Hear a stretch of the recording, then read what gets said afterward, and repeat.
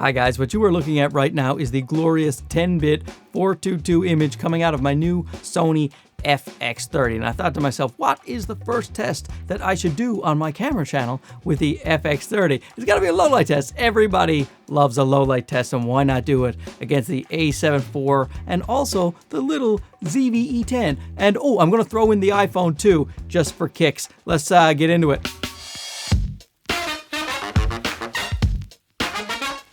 Now, the reason I'm throwing the iPhone 13 Pro into the mix against these cameras is not because I think the iPhone Pro is going to do well, just because I want a baseline so that you guys can see that all of these cameras are pretty good in low light when you compare it to something like a smartphone that has a very small sensor. So that way you can see, even if you think one is worse of the three, like, see, I don't want you to compare an APS-C camera to the A7IV and go, oh, that must be garbage because the A7IV is so good. When you have a barometer like the iPhone, it lets you know, hey, those APS-C cameras are also quite good. It's just this thing is pretty amazing. So here's what we're going to do. We're going to go out in the east wing of my estate out to Handsome Yards, and I'm going to put the Sigma 16mm f1.4 on the two APS-C cameras, the FX30 and the ZV-E10, and I'm going to put the 24mm G Master 1.4 on the A7IV. I'm going to let the iPhone do its rear camera and just go into its auto settings, just as I say, just a baseline measurement. But the 24mm, sure, it's a more expensive lens, but I tell you, the Sigma 16mm is no slouch. It holds up quite well, and I have no trouble pairing it against the 24mm G Master. And then with the APS-C crop, you're going to get a very similar field of view, and the 1.4 you will get the same amount of light. And I will start with picture profile off because I find that that works best.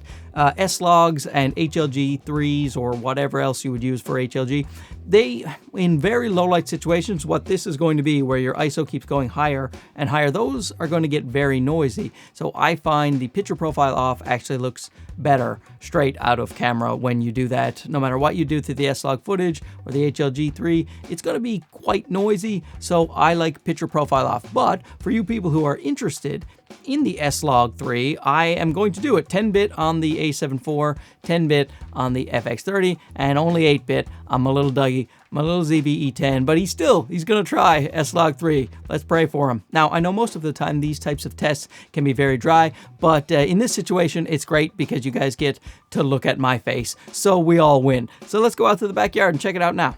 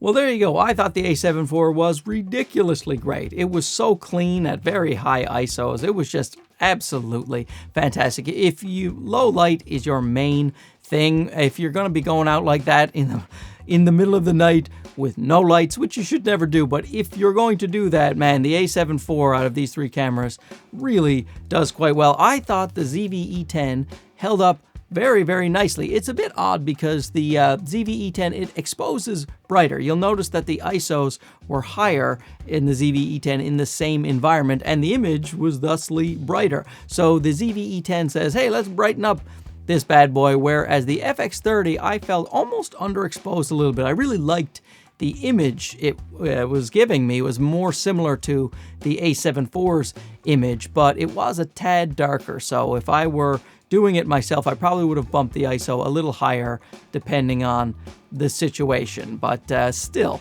as you saw, compared to the iPhone, all of them hold up quite well. And now let's do the same thing, but using S-Log3 with all of the cameras. Let's check it out.